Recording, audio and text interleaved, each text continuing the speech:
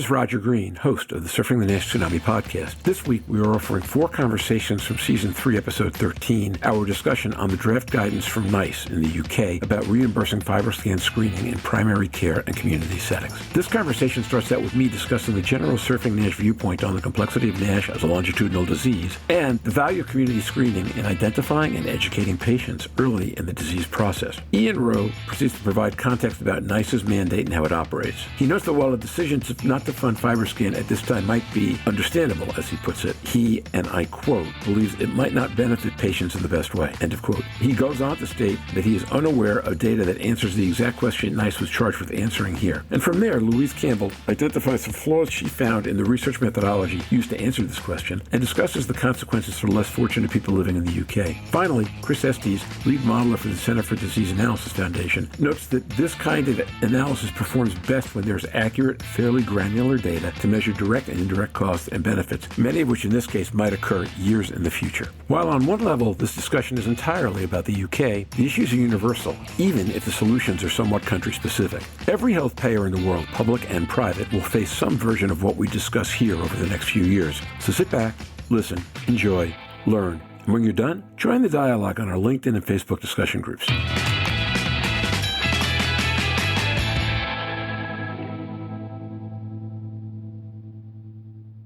Let me shift to the podcast for today. One of our interests since we got started here has been to extend awareness and screening in a way that advances patient wellness rather than simply avoiding patient illness. Louise has been articulate for only, at this point, about 109 episodes since she missed the first 3 in how important she views wellness as being, and Donna Cryer and others who've come on the podcast repeatedly have made the same point. This is an episode about wellness and illness and about the complexity of NASH. One of the things I talk about a lot is, because I'm old, I guess, or American, or both, is that I remember in 1969 when Richard Nixon announced that he was going to start the war on cancer, and at that point in time we believed there was a thing called cancer and there was a way to treat it. Over time, of course, we've learned that there is not one thing called cancer, that every cancer is different, and the fact that cancer appears on a body part doesn't mean it's the same cancer as somebody else's. Over time, I think we're starting to learn the same things about NASH through the various omics and through the other ways that we've done research and things we've learned about drugs, that NASH is not a simple disease where you get a NASH score and a fibrosis score, but many different manifestations and many different ways of getting there with 2 common outcomes. And even within that, 2 diseases. So specifically, F4 cirrhosis is a liver disease. It portends serious, fairly short-term liver morbidities, increases in HCC and transplantation and death, and requires aggressive attention from hepatologists. We probably don't have enough hepatologists anywhere in the world to treat everybody with F2 and F3, certainly not F1. But those earlier stages of fibrosis are part of a metabolic syndrome that encompasses diabetes, obesity, cardiovascular disease, probably a few other things. One of the problems is that it's easy to measure like a hemoglobin, it's easy to measure BMI, there are easy measures for cardiovascular. There are no clear and easy measures for fatty liver disease. But the idea that the liver serves as the energy regulator and manager for the whole body means that its impact is almost certainly far greater than what we can measure today. And again,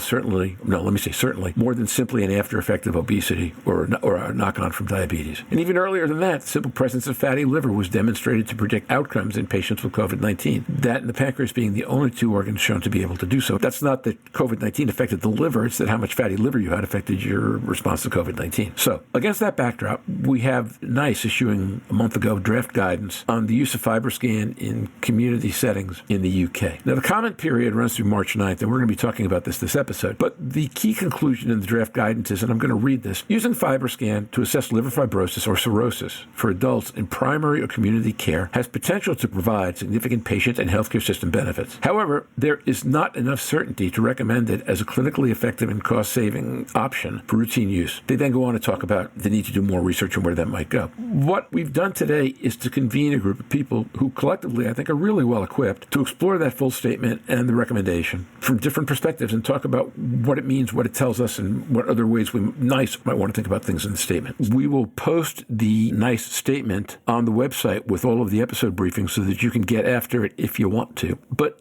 I think right now we should just kind of dive in. So I'd like to ask each of you folks, having looked at the statement, to take a couple minutes, 2 or 3 literally, as much as 5 if you need them. And tell us what you see in that statement when you read it from your unique perspective. Brave one, go first. Ian Rowe. So I'll jump in, Roger, because I think there is a bit of context for the listeners about what the role of NICE is in the UK. So NICE is there to provide cost-effectiveness analyses for the whole of UK healthcare to allow rational, in inverted commas, decisions to be made about healthcare spend, both mostly from a cost-effectiveness and clinical effectiveness perspective. The analysis that they were asked to do, or had commissioned, was around looking at the use of transient elastography or FibroScan in primary care or community settings as opposed to its delivery in secondary care. And that's a very tight question. It sort of suffers a bit from a lack of data about both how well the test works in primary care, but also some known data gaps. And those particularly cover what happens when a patient's had a scan result and whether that alters the trajectory of their disease. That is and remains a really important data gap from a trial perspective, but also from a sort of real-world data perspective too. So that the outcome of the decision-making from NICE is a function of the question that they're asked and the data that they're able to see and the relative costs. It's an understandable decision, but it may not be one that benefits the wider patient pool in the best way. So do me a favor, elaborate on that a bit as somebody, remembering that they have comment period, as somebody who has bunches of data on things that are at least related to this issue. What do you think is the data they would benefit most from? What are you aware of that's available right now that might be brought to their attention that might help them view it differently? Or is anything complete enough yet to do that? I'm not aware of any data that comes directly from primary care about the use of elastography where it's not being guided through a care pathway and a secondary care service. So in Leeds we set up a community hepatology pathway which involved one of my colleagues going out into primary care and delivering FibroScans there, and that was very well received by patients. They liked the convenience, they liked not having to travel to the hospital, they liked getting the results there and then from the clinician who was doing the scan, but that was secondary care service delivered in a primary care location. There are clear benefits from a patient perspective to delivering care in that way, but from a NICE perspective there's no exclusively primary care delivered service with which to compare, so we don't know how well the tests are done, what information is given thereafter, and whether that changes the patient's trajectory. And that, I guess, is the big issue, is that how would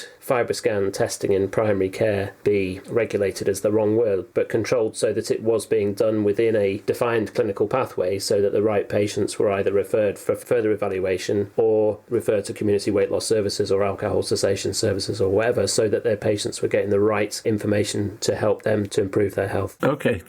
Ian, that was a really helpful statement and a great start. Anybody who wants to dive in next? Louise Campbell. I'm going to dive in next. Ian's absolutely correct in everything that he says about NICE. I think NICE is a completely valued body, having sat for the RCN, gone through hepatitis C, and I think it can make some great judgments. This is through a diagnostic pathway. It is not being considered realistically within liver disease as a whole. It's purely about the diagnostic test. What I didn't hear at the meeting was that there were anywhere else considered where this test could be done. It seemed to be that it was discussed in the premise that, like a radiology department, and it was 2 radiologists, if I remember correctly, that did the presentation, so they weren't from a hepatology background, they were from a diagnostics background where you deliver diagnostics tests. So my take home from the way it was being viewed was the same way that people misconstrued it, is that because it says scan, that it's done in a diagnostic scanning department in radiology. 100 patients will come through the door, have their test, and 100 patients will go out of the door. So it has no direct impact on the population within the department. Ian's quite right. This is not how FibroScan is delivered in the UK, and I'm not too sure about elsewhere. This is all specialist delivered. 2018, I think there were 375 FibroScans in the UK, 55 of which sat in London, all in specialist departments. 70% of all of those devices did not have CAP capability, so we are talking about very, very small cohort. But for every 100 patients that comes through a department, say my big department in a central Central London Hospital where I worked and built a FibroScan service, we would take 30 of those patients and add them to our lists, which therefore maxes out the capacity as you go down. Every time you do a list, you take people off it and send people back to the community. These nurses are now reutilised in looking after sick patients, using specialist nursing teams to deliver either in-reach to secondary care or outreach. As Ian's quite right, there is not a primary care direct referral service that is not delivered through a secondary care specialist centre. So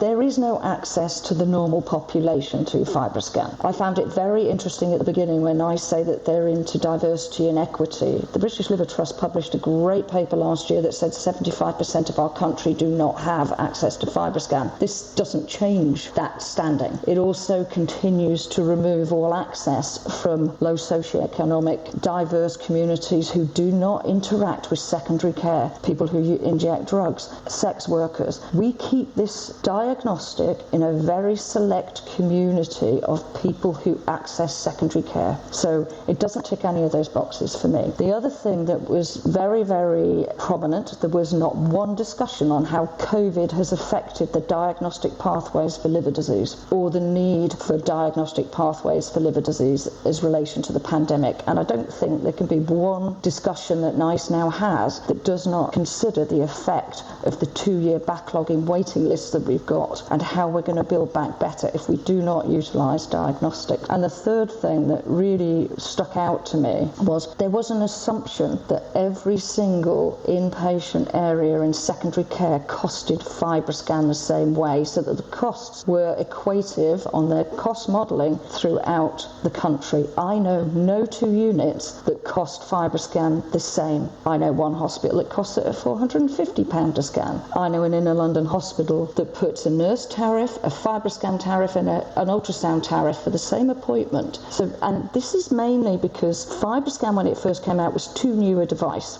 and it was never costed through HRG4. There was never a pathway developed for it, so every single hospital had to develop their own way to get money in on it. Their cost modelling never considered the fact that nobody costs it the same. So therefore you cannot do a cost model if that's the case. If you are a secondary care department, and we did outreach into drug and alcohol services, but if I have one nurse sitting there all day who does 2 scans, that makes that scan way more expensive than doing it in a secondary care location. That's just basic economics. So to say that it was more expensive in the community than it was in the secondary care, it's the same units providing it. But the one thing we remove when we do access in primary care is remove the £209 tariff that every single patient in my hospital had to pay, or CCGs had to pay, to even get the request for a FibroScan, which is where bringing it into the community removes that tariff, and it's only applied then to the people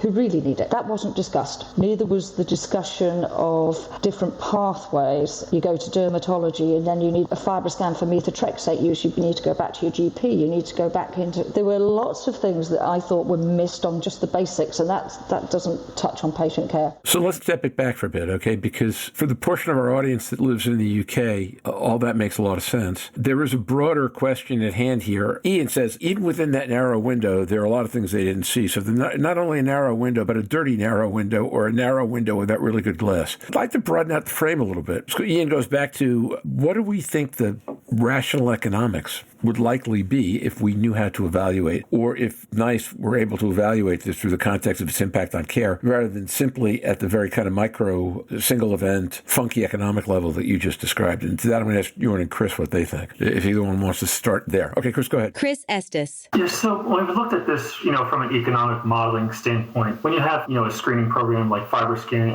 and, just the background of FibroScan, we know from the Barcelona, Rotterdam, Hong Kong cohorts that there's 5 to 10% of the general population with elevated liver stiffness, and they're asymptomatic. So the FibroScan does have this potential to identify these people, but you have to reconsider the cost of the technology, the FibroScan itself, the cost of the intervention, whether that's weight loss or some potential therapeutic. But then when we look at what costs we get back, we look at that in terms of how many cases of liver cancer will we prevent, how many liver transplants are prevented, how many fewer decompensated cirrhosis cases are there, because these are the costly end stages of disease. But another important component of that is to look at disability-adjusted life life years or quality adjusted life years, and these are the indirect costs. How much lost economic output, how much lost work productivity. And when we think about therapeutics or interventions, it's not just liver disease. If we're addressing NASH, we're also going to reduce costs associated with other facets of metabolic syndrome. So we're going to have reduced costs potentially for hypertension, reduced costs of managing dyslipidemia and diabetes. So it's kind of a multifaceted approach. You have to look at what the intervention and the screening will cost, and then what the outcome will be, and not just over the next few years, but over the coming decades. For example, if you can prevent someone from becoming obese, from ever developing NAFLD, that's actually the most cost-effective way of addressing disease. So it's kind of looking at inputs and outputs as well. And now, back to Roger. We hope you've enjoyed this recording. If you have any questions or comments about the content of this conversation or the entire episode, please send an email to questions@surfingnash.com. We will be back next week with a discussion on complex balloon hepatocytes, a topic of tremendous interest since it became a center of discussion at NASH TAG earlier this year. In addition to Stephen and Louise, we'll be joined by Quentin Anstey, Jorn Schottenberg, and Mazen Noureddin to discuss the general issue. And after the close of that discussion, Dean Tai, Chief Scientific Officer of HistoIndex, will join us for a discussion of the role that machine learning or AI-based algorithms can play in improving our analysis of balloon hepatocytes. That discussion is sponsored by HistoIndex. Until then, stay safe, surf on. We'll see you on the podcast, hopefully next week. Bye-bye now.